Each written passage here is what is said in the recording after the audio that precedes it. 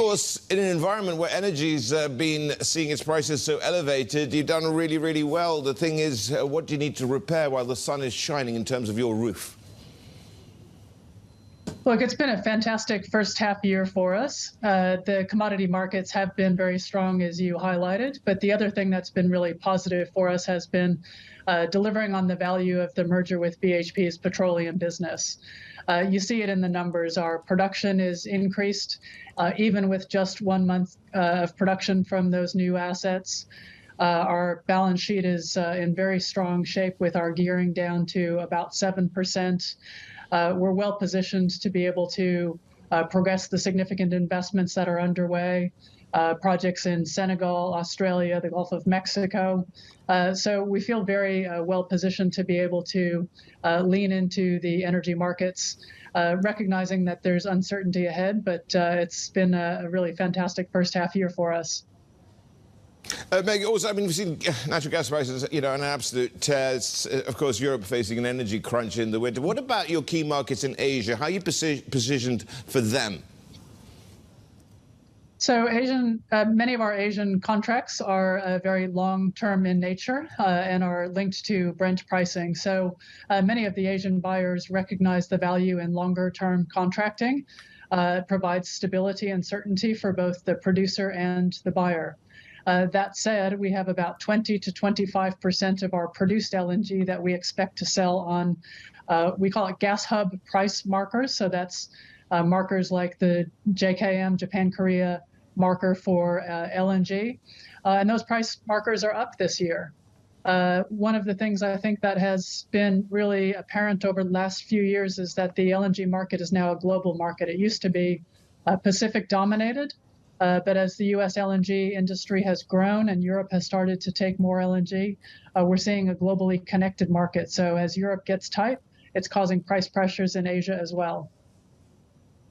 The thing is, Mac, in the short term, we're going to need gas. In the longer term, the world is likely to move away from gas and fossil fuels. How uncertain is that looking when you take a longer-term perspective? And what does it mean for investments?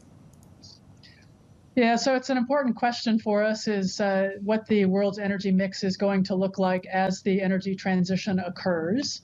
And there are a number of different scenarios, and I think nobody's crystal ball will be exactly right. But one of the things that we see consistently through most of the scenarios is the role of gas. Gas is the natural partner for renewables, and renewables are growing at a tremendous rate. Investment in solar and wind is very strong around the globe.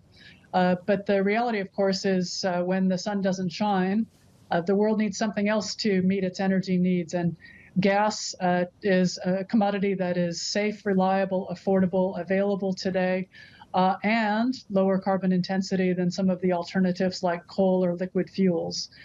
So all of our models would suggest that the future for gas is one that will continue to be quite robust for the decades to come. We know that you're looking for someone to buy into your Scarborough gas field. How is that looking? With the market where it is today, we're seeing even new parties call us asking for the opportunity to come partner with us on Scarborough.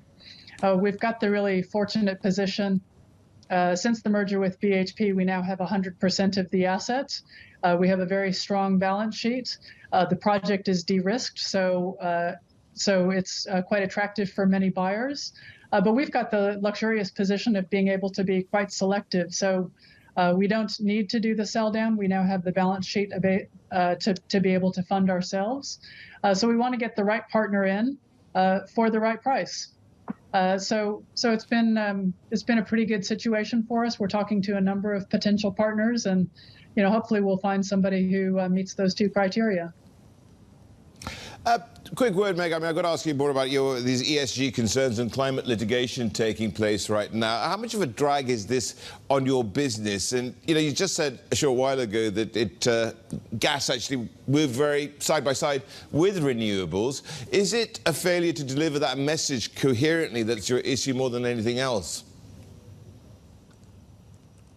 So I think there's a wide spectrum of people with a wide range of views, and there are some people who would hope that the energy transition can happen overnight, that we go to bed tonight and we wake up tomorrow and it's a renewable-only world.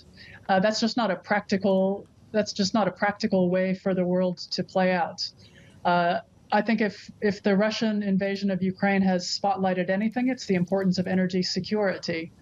So as we talk to our customers in places like Japan, Korea, even in Europe, they're saying they want three things. They want safe and reliable energy. They want affordable energy. They want secure supply. And I guess the fourth thing is they want low carbon intensity. And so we're looking to work with our customers to make that transition.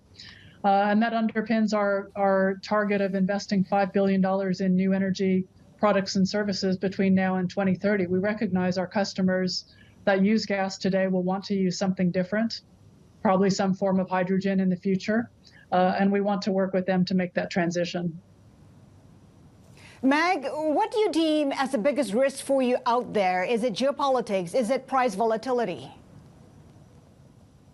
So obviously we operate in a commodity that tends to have very significant cycles.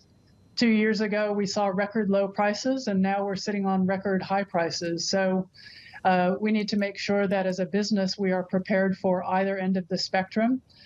We do a number of things at Woodside to ensure that we've got a strong investment grade credit rating, that our balance sheet is well positioned to be able to take any of those shocks. So those are the sorts of things that we do to manage that commodity price volatility, which is one of our most significant risks. Meg, final question from me. I know you're running a bit late, but very, very quickly, you've tripled the size of your dividend, I think, or something like that anyway. Is that an indication, perhaps, that you are not really looking for M&A activity, not looking at acquisition targets for the time being, at least, as you bet in BHP? So I'd say the door is always open to inorganic growth opportunities. We'll continue to consider those, and we pretty regularly scan the landscape to see what might be out there that would be a good fit with the Woodside portfolio. But bedding down the merger is very important for us. We've made commitments to shareholders. Some of those we're delivering on promises already, things like the strength of the balance sheet. We have synergies commitments that we've made. We want to squeeze $400 million out of the business, or out of the combined business. We've delivered 100 million of that, but we've got a bit of work to do. So, the reality is we're a bigger company now, and so we can walk and chew gum, and we'll be looking to bring both of those sorts of opportunities forward.